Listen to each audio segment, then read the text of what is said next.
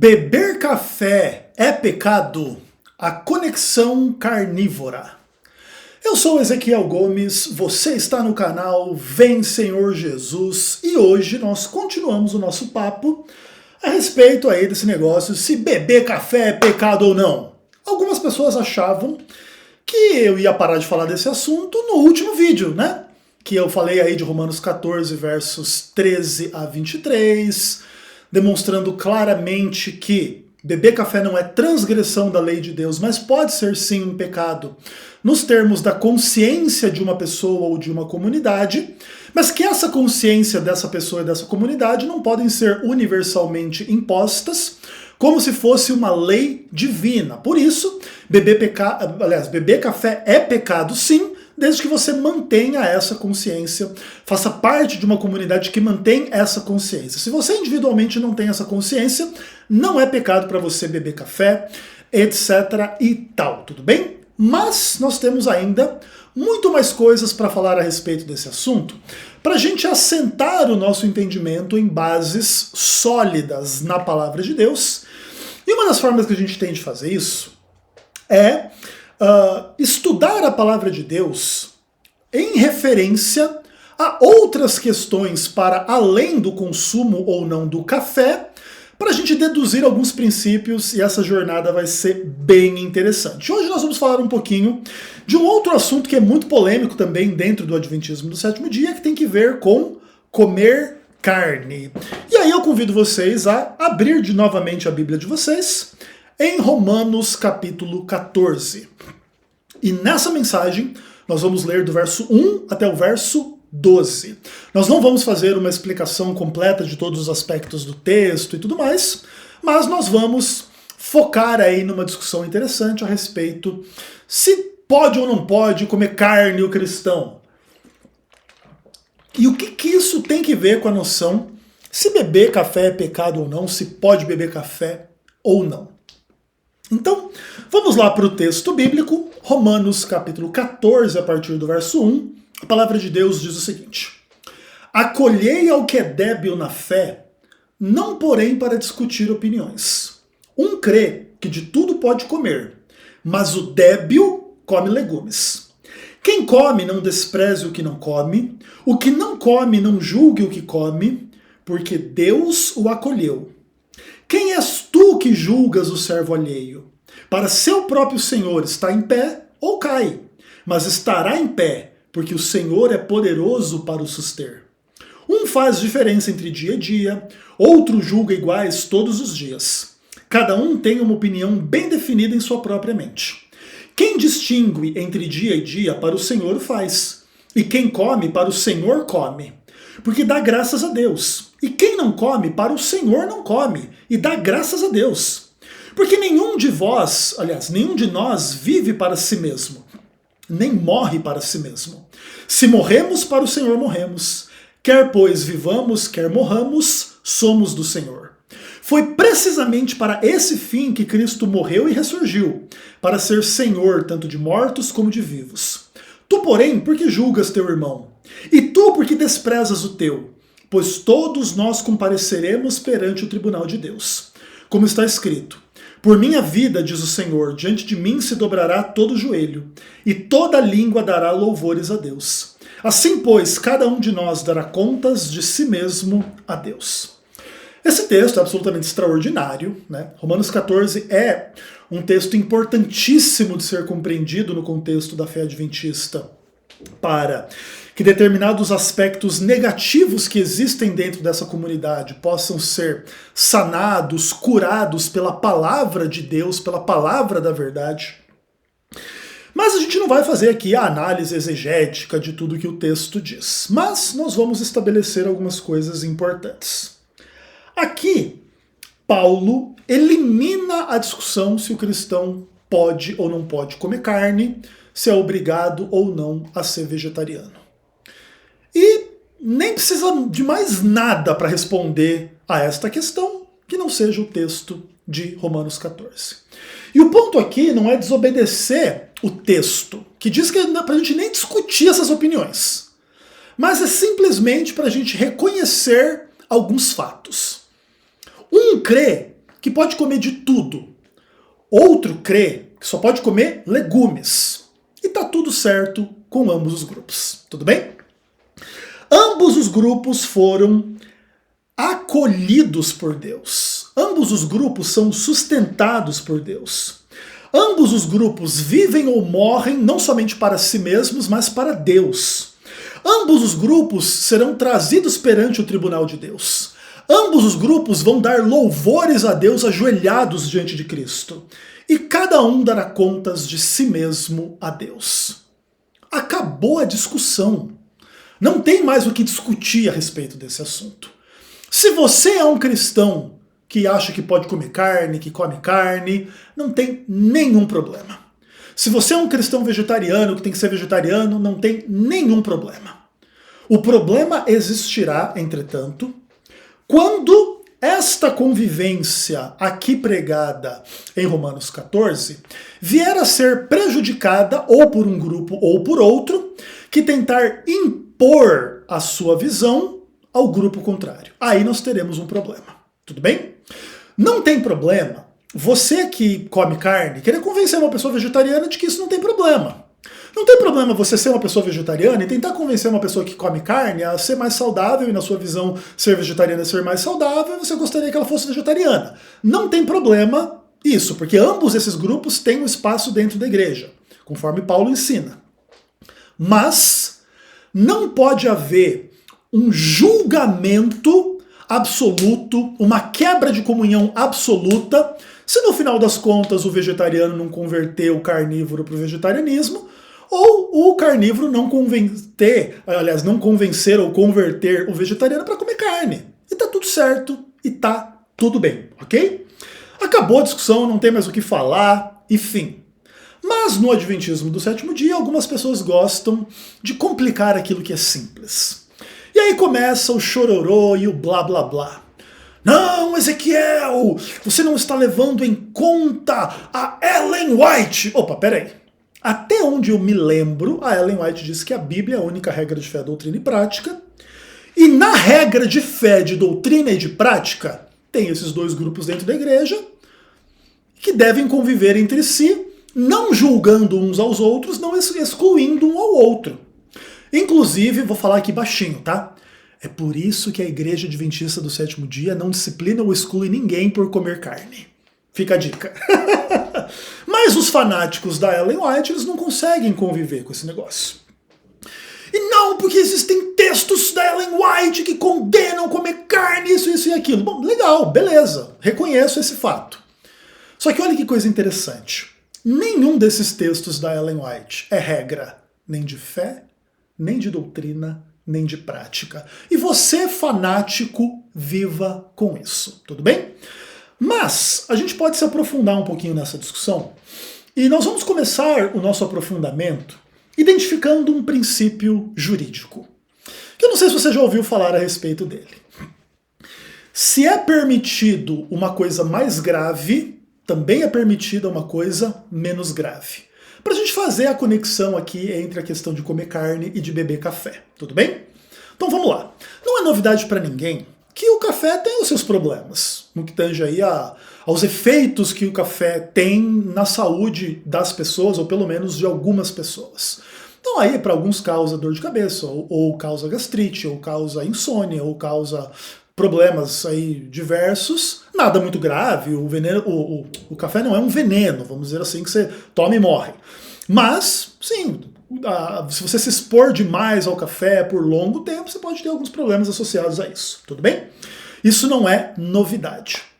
Entretanto, se você estuda a questão do comer carne, essa discussão ela é muito mais complexa do que a questão do beber café, certo? A indústria da carne ela é uma indústria que lida com uma coisa muito mais difícil de lidar do que com uma fruta que você colhe do pé, torra e faz um café. Você lida com um ser vivo. Se você meter uma faca numa fruta de café, não vai gritar, não vai sair sangue, não vai pular, não vai acontecer nada, tá? Mas se você mete uma faca num boi, ele grita, ele chora, ele fica triste, você tem que matar ele ali, inclusive tem que aprender a matar, tirar o sangue.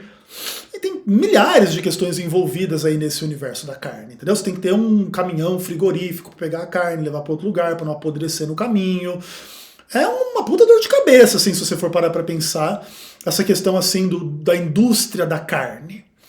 E os malefícios à saúde humana que podem ser conectados ao consumo da carne são infinitamente superiores aos efeitos maléficos que o café pode ter, tudo bem?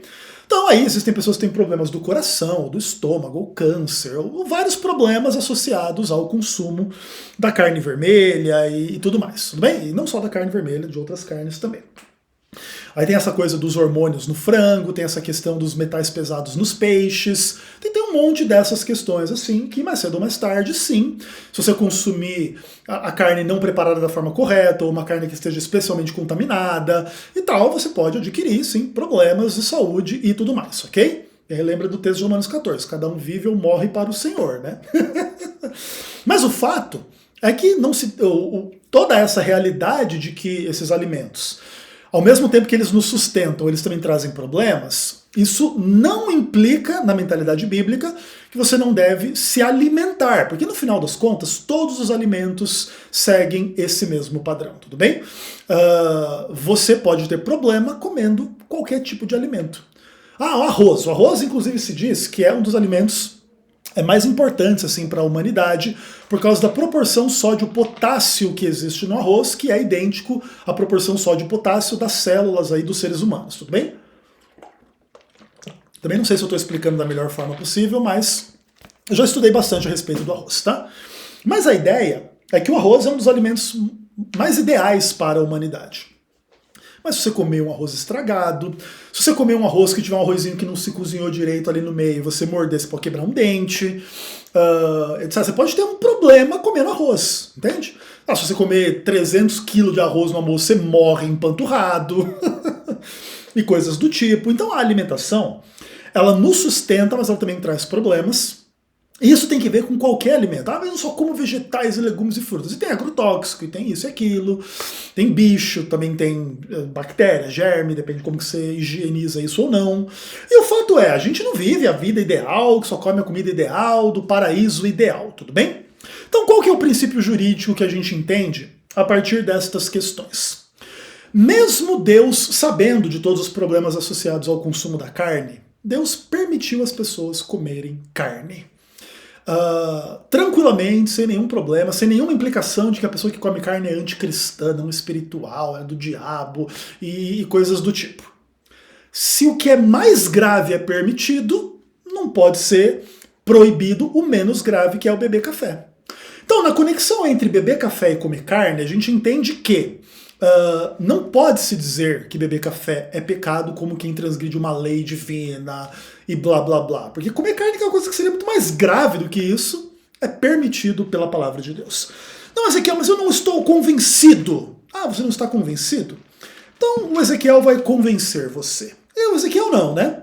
O Espírito Santo através da palavra de Deus. E aí se ele não for capaz de te convencer, o Espírito Santo, né, não for capaz de convencer pela palavra de Deus, aí eu só posso te dizer meus pêsames. Mas aqui o instrumento do Espírito Santo que vos fala vai elucidar a questão de forma cabal, inclusive sem precisar se aprofundar, porque Romanos 14 já resolve o problema, tudo bem? Mas a gente vai se aprofundar aqui na discussão.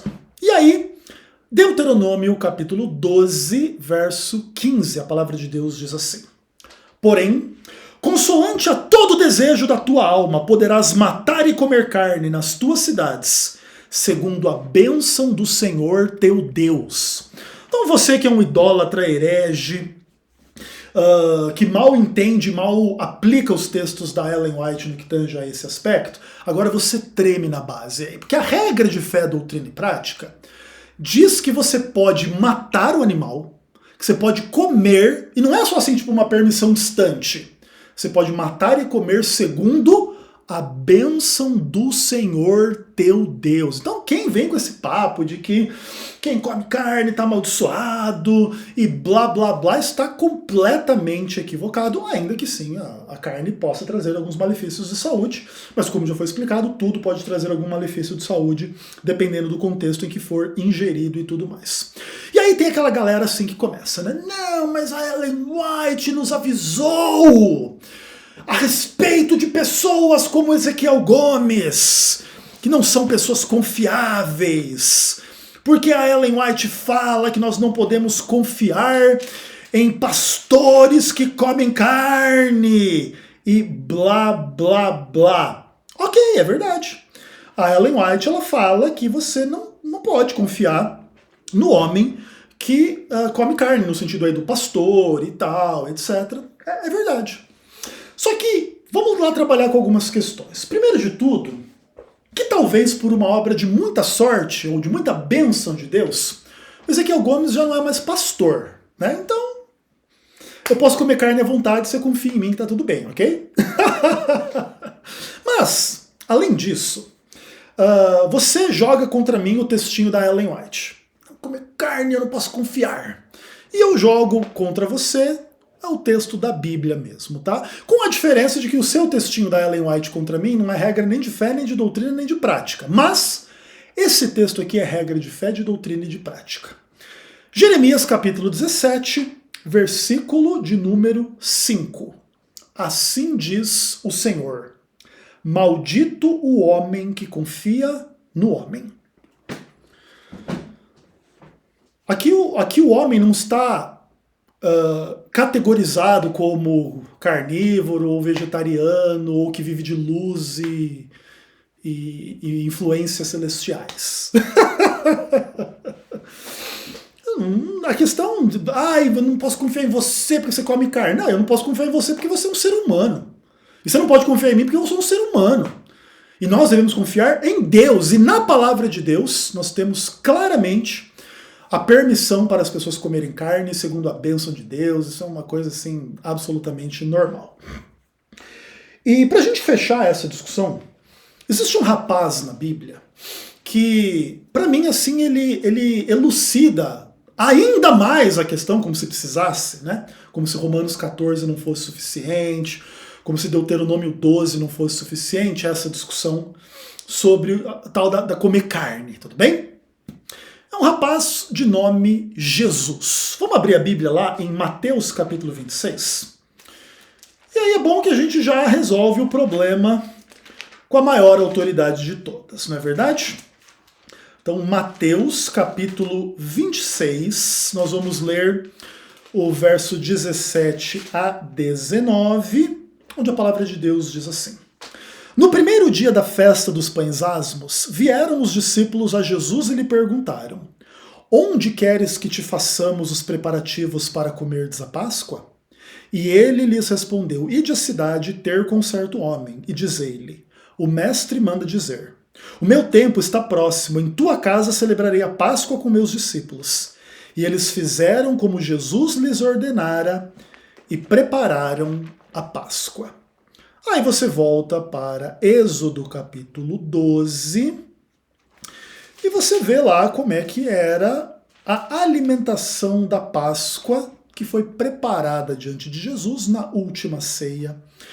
E o verso 8 em diante do capítulo 12 do livro de Êxodo diz assim: naquela noite comerão a carne assada no fogo, com pães asmos e ervas amargas a comerão. Não comereis do animal nada cru, nem cozido em água, porém assado ao fogo, a cabeça, as pernas e a fressura. Nada deixarei deles até pela manhã, o que porém ficar até pela manhã, queimá-lo-eis. Então, isso implica dizer que Jesus Cristo em pessoa, pouco antes de morrer por nós como Cordeiro de Deus, sem defeito e sem pecado, morre por nós para nos salvar dos nossos pecados. E antes de morrer, ele vai lá e come carne. Tudo bem? Isso não teve nenhuma implicação sobre a sua vida espiritual, isso não o contaminou, isso não fez com que os instintos sexuais dele ficassem mais aflorados, como se isso inclusive também fosse um grave pecado, vocês que não transam, né? E tudo mais, apesar de que eu também não posso dizer nada porque eu também não estou transando, né? Mas quem sabe um dia isso seja resolvido na minha vida, oremos.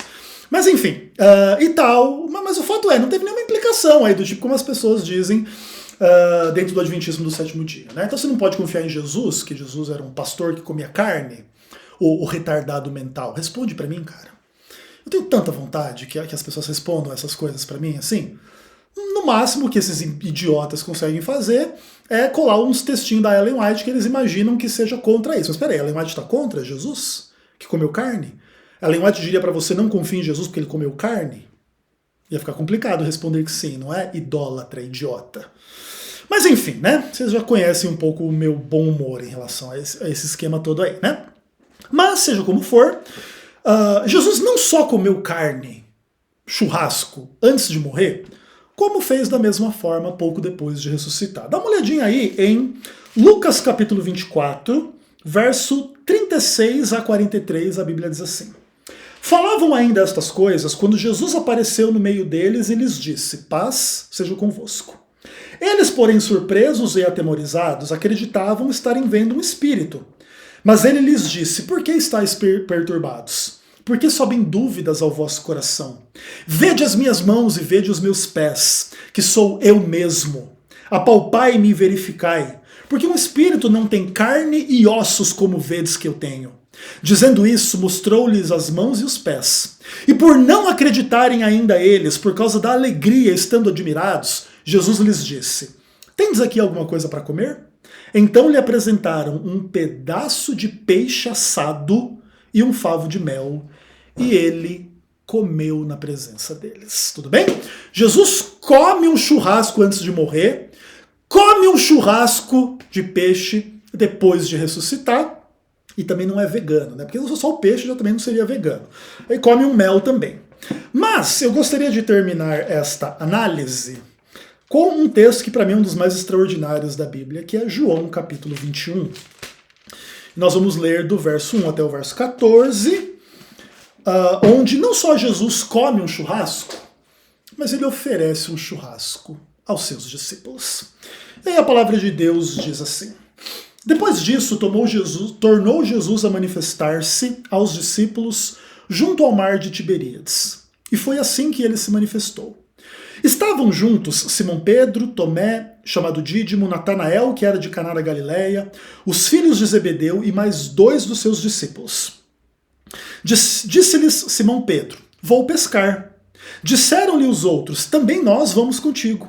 Saíram e entraram no barco. E naquela noite nada apanharam. Mas ao clarear da madrugada estava Jesus na praia. Todavia os discípulos não reconheceram que era ele. Perguntou-lhes Jesus, filhos, tendes aí alguma coisa de comer? Responderam-lhe, não. Então lhes disse, lançai a rede à direita do barco e achareis. Assim fizeram e já não podiam puxar a rede. Tão grande era a quantidade de peixes. Aquele discípulo a quem Jesus amava disse a Pedro, é o Senhor! Simão Pedro, ouvindo que era o Senhor, se ungiu-se com sua veste, porque se havia despido, e lançou-se ao mar. Mas os outros discípulos vieram no barquinho, puxando a rede com os peixes, porque não estavam distantes da terra, senão quase 200 côvados. Ao saltarem em terra, viram ali umas brasas, e em cima peixes, e havia também pão. Disse-lhes Jesus, trazei alguns dos peixes que acabastes de apanhar. Simão Pedro entrou no barco e arrastou a rede para a terra, cheia de 153 grandes peixes. E não obstante serem tantos, a rede não se rompeu. Disse-lhes Jesus, vinde, comei. Nenhum dos discípulos ousava perguntar-lhe, quem és tu? Porque sabiam que era o Senhor. Veio Jesus, tomou o pão e lhes deu, e de igual modo o peixe. E já era esta a terceira vez que Jesus se manifestava aos discípulos, depois de ressuscitado dentre os mortos. Esse texto é extraordinário. Esse texto, ele contém assim algumas das coisas que eu acho mais curiosas assim no Evangelho, sabe? Por exemplo, essa noção de que a pessoa de Jesus nessa cena, ela era fisicamente diferente do que Jesus costumava se apresentar para as pessoas e tal, como uma pessoa reconhecida, né? Tipo assim. Por exemplo, se eu chego aqui agora como um ruivo cheio de sardas, com a bochecha rosada e com bastante cabelo, você não vai dizer que é o Ezequiel Gomes, né? Tipo, o Ezequiel Gomes é essa pessoa feia que você sempre vê aí, caso você sempre veja o meu canal. Mas, olha que interessante, Jesus, nessa cena de João 21, ele tá com uma aparência totalmente diferente da aparência corriqueira dele, que você reconheceria ele pela aparência física.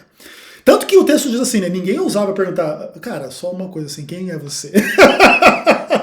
Pois eles sabiam que era o Senhor, porque Jesus havia feito o milagre, né, da multiplicação dos pães ali, no caso da pesca milagrosa, na verdade, né?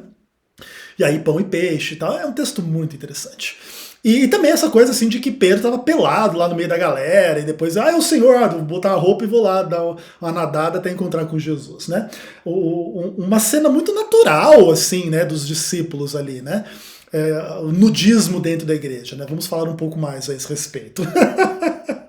Uma coisa assim muito divertida. Mas o cerne da questão é que Jesus manda eles matarem peixes, comerem peixe, dá pão, abençoa. E é isso. E claro, também tem um pouco dessas coisas. Eles estavam aqui, se Jesus não aparecesse, eles iam estar passando fome, né, no caso, né? Também essa coisa assim de que você seguir a Jesus não é um caminho fácil, vamos dizer assim. Mas assim, é muito extraordinária assim, a questão. E Jesus não só come peixe, como ele faz um churrasco de peixe para todo mundo.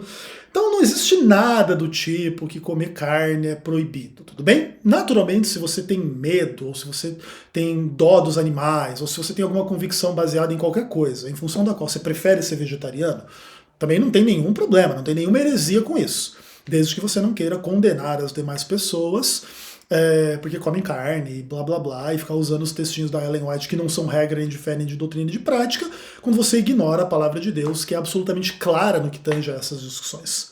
E mesmo se eu não tivesse lido todos esses relatos e tivesse lido só Romanos 14, ali já está dito, a gente não se reúne para discutir essas opiniões, um acha que pode comer de tudo, outro acha que pode ser vegetariano, ou seja, um acha que pode comer carne, outro acha que não, e a discussão ela é infrutífera, e ambos os grupos devem conviver dentro da igreja. Por isso, se comer carne que envolve matar animal e coisas até potencialmente mais graves para a saúde do que beber café não é pecado, é óbvio que beber café não é pecado, a não ser nos termos lá de Romanos 14, 13 a 23, onde, em função de uma consciência individual, você julga que uma coisa é errado.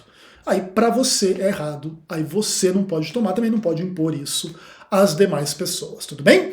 É isso. E já dando spoiler, no próximo vídeo nós vamos falar um pouquinho a respeito dessa discussão se beber café é pecado e como é que isso funciona ou não, à luz da conexão alcoólica. Vamos falar sobre bebida alcoólica. Até o próximo vídeo, se Deus quiser. Um abraço.